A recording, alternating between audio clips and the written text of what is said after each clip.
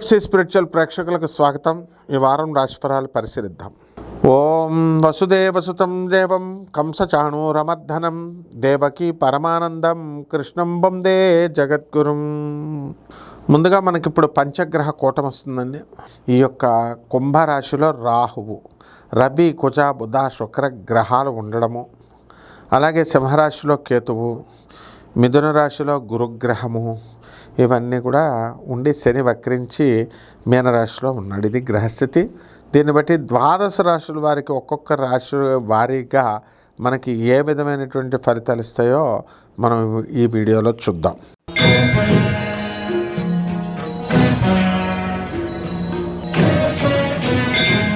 కర్కాటక రాశి.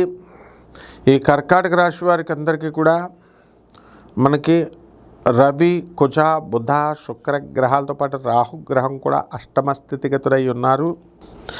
అయితే కర్కాటక రాశి వాళ్ళందరూ కూడా ఉద్యోగాల నిమిత్తం అనేక రకమైనటువంటి పరీక్షలు రాసుకోవడము, టెస్టులకు వెళ్ళడము, ఇలా రకరకాల ఉద్యోగాల ప్రయత్నాల్లోనే ఉంటారు.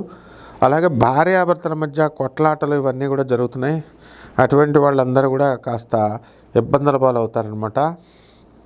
ఈ భార్యాభర్తల మధ్య ఫైటింగ్స్ అన్నీ కూడా ఆపుకోకపోవడం ద్వారా. అయితే ఈ రాశి వారికి అందరికీ కూడా కొత్త ఆఫీసుల్లోకి కొత్తగా వెళ్ళడం ఇలాంటివన్నీ కూడా జరుగుతాయి. అలాగే ఉద్యోగాల్లో ఉన్నటువంటి కర్కాటక రాశి వారికి అందరికీ కూడా ప్రమోషన్లు రావడానికి అధికంగా అవకాశాలు ఉన్నాయి. అలాగే ఈ రాశివారు కొత్త ఆఫీసులను స్టార్ట్ చేయడము, కొత్తగా మరి మ్యారేజీలు చేసుకోవడం, కొత్తగా సంసారాలు స్టార్ట్ చేయడము అనేటటువంటిది జరుగుతుంది.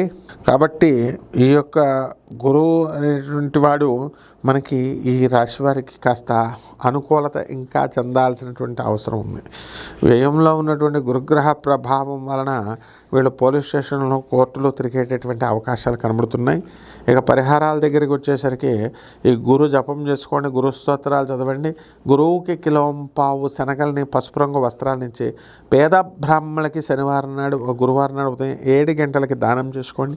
అలాగే దశమహావిద్యలో ఒకటైనటువంటి ధూమావతి అమ్మవారి యొక్క మంత్ర జపాన్ని ఆమె పూజని చేసుకోవడం ద్వారా బ్రహ్మాండంగా కలిసి వస్తుంది. శుభమస్తు.